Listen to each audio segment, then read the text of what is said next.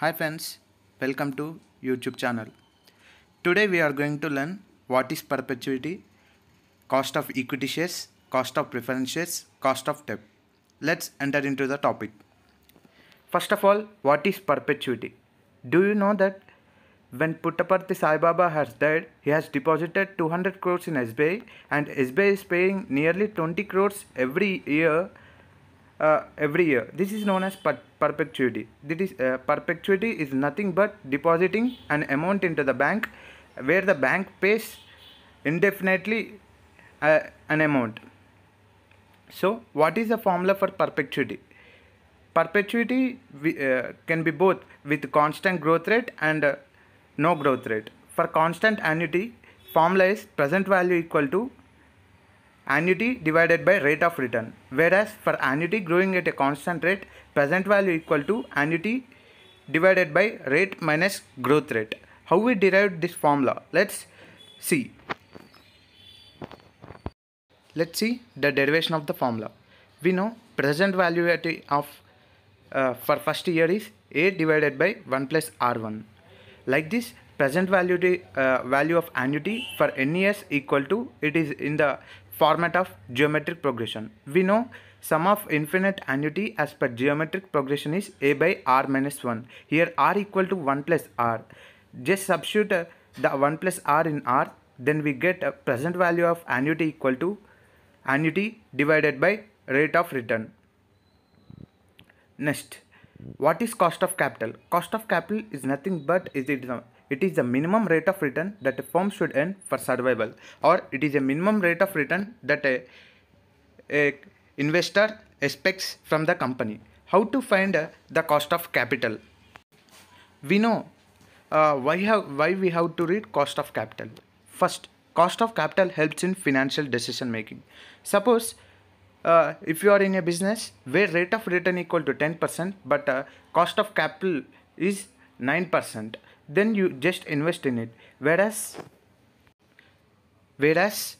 cost of capital is 11% and rate of return is 10%, you won't invest, because cost of capital is the minimum rate of return that a firm should get to survive in the market. Second, we can estimate the risk. If cost of capital is high, then risk also will be high.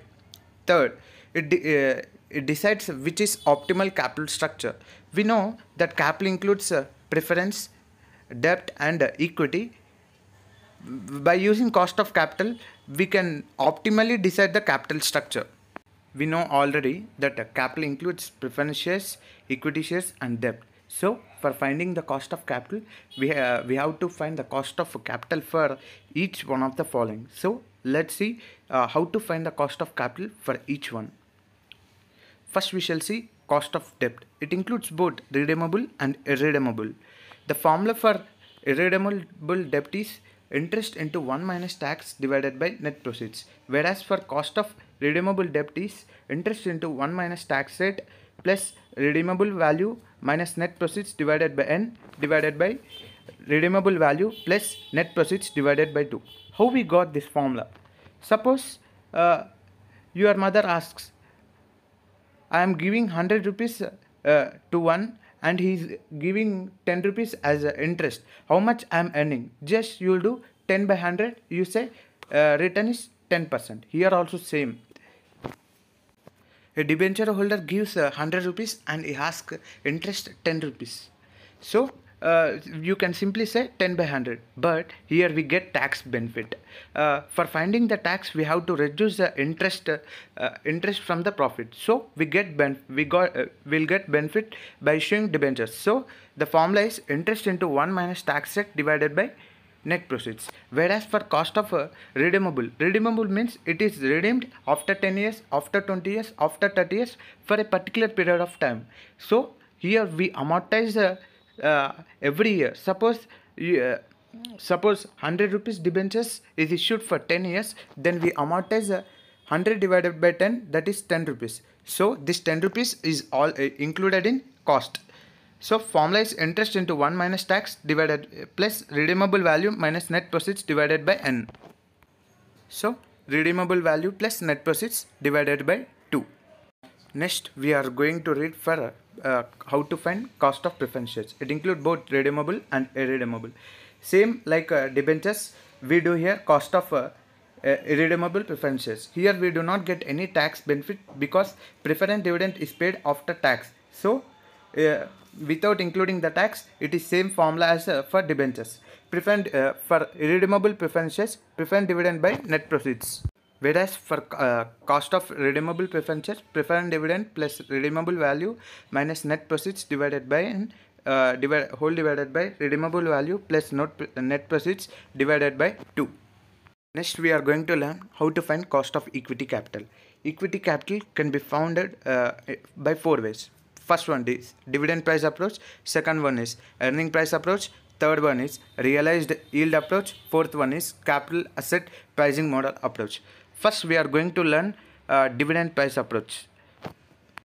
This model assumes that market price is influenced by dividend. This model is useful when dividend is constant and retained earnings is 0. For example, Tata Salt, if we assume as a company, with salt there will be no much modification can be done. So they give whatever the earnings to the dividend.